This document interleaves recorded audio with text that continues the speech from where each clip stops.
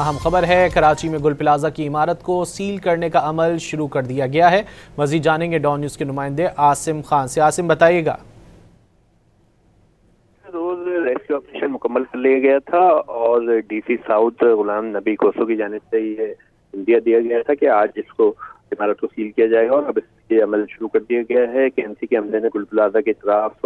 لوہے کی شٹرنگ لگانے کے لیے کھدائی کا عمل شروع کیا ہے۔ عمارت کو پلاسٹک کی جو ہے گرین جالی لگا کر بند کیا جائے گا اور ٹیکنیکل ٹیم عمارت کا جائزہ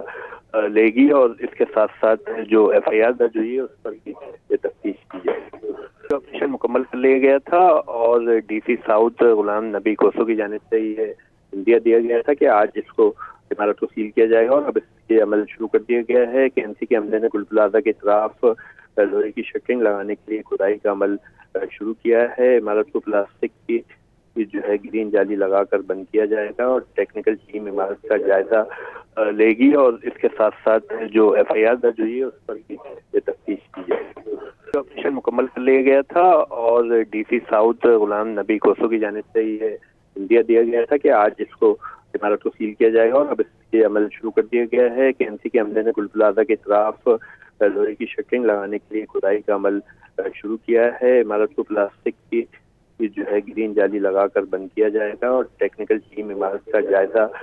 لے گی، اور اس کے ساتھ ساتھ جو FIR درج ہوئی ہے اس پر یہ تفتیش کی جائے گی۔ آپریشن مکمل کر لیا گیا تھا اور ڈی سی ساؤتھ غلام نبی کوسو کی جانب سے یہ انڈیا دیا گیا تھا کہ آج اس کو عمارت کو سیل کیا جائے گا، اور اب اس یہ عمل شروع کر دیا گیا ہے کہ NC کے عملے نے گل پلازہ کے اطراف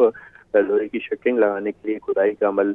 شروع کیا ہے۔ عمارت کو پلاسٹک کی جو ہے گرین جالی لگا کر بند کیا جائے گا اور ٹیکنیکل ٹیم عمارت کا جائزہ لے گی، اور اس کے ساتھ ساتھ جو FIR درج ہوئی ہے اس پر یہ تفتیش کی جائے گی۔ بہت شکریہ عاصم خان ان تفصیلات کے لیے۔